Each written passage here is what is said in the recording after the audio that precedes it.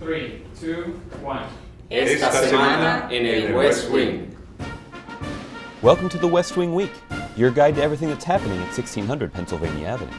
This week, the president announced reforms to No Child Left Behind, traveled to California to hold a town hall on job growth at LinkedIn, spoke on what the American Jobs Act could mean for America's schools, and gave his third annual back-to-school address. That's September 23rd to September 29th, or Set Your Sights High. Your country is depending on you. Set your sights high. Have a great school year. Let's get to work. On Friday, September 23rd, the president announced important new reforms to No Child Left Behind. These reforms, encouraged by leaders on both sides of the aisle, including the Republican governor of Tennessee, Bill Haslam, will improve the quality of learning and teaching and prepare the next generation of Americans to succeed in the global economy. Today, as many as a quarter of our students aren't finishing high school. We have fallen to 16th in the proportion of young people with a college degree, even though we know that 60% of new jobs in the coming decade will require more than a high school diploma. I've urged Congress for a while now, let's get a bipartisan effort, let's fix this. Congress hasn't been able to do it. So, I will. Our kids only get one shot at a decent education. They cannot afford to wait any longer. So given that Congress cannot act, I am acting. On Saturday night, the president donned a black tie to address the Congressional Black Caucus Foundation annual Phoenix Awards.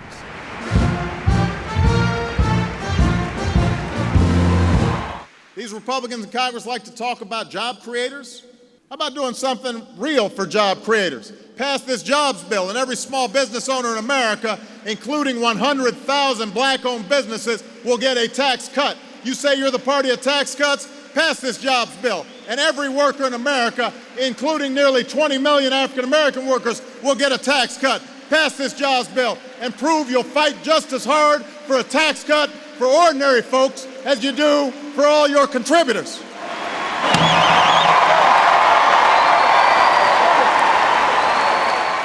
On Monday, a Silicon Valley-based online networking site LinkedIn presented a town hall meeting with the president on putting America back to work. The president answered questions about job creation and the economy from a live audience, as well as from LinkedIn members submitting questions online from across the country.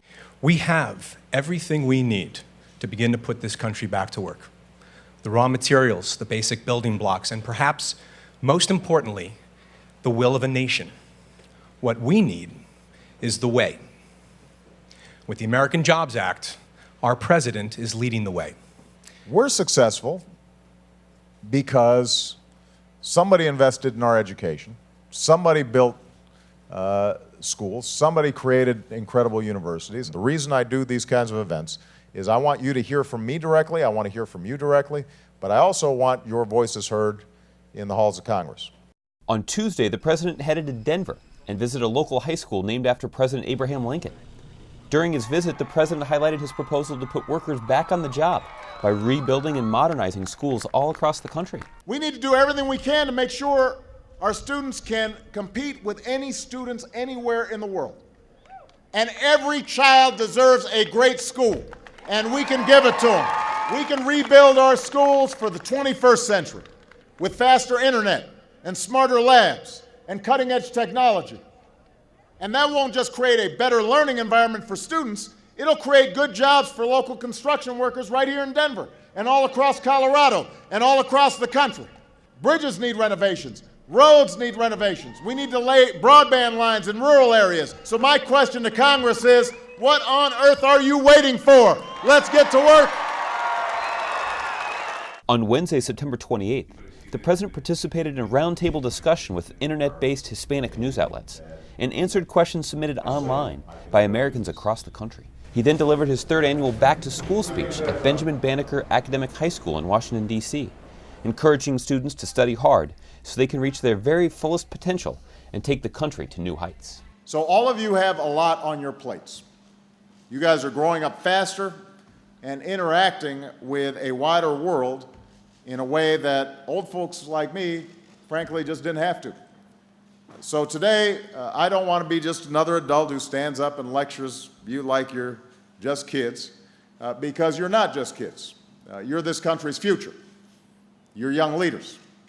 And whether we fall behind or a race ahead as a nation is going to depend in large part on you.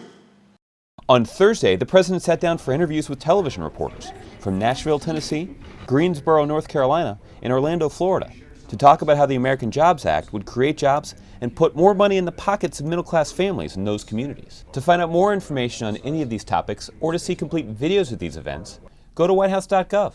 And thanks again for checking out your West Wing Week. Who's got a Sharpie? Hey, we got a Sharpie on? I'm a Sharpie. I'm a Sharpie. Come on, I got a sign.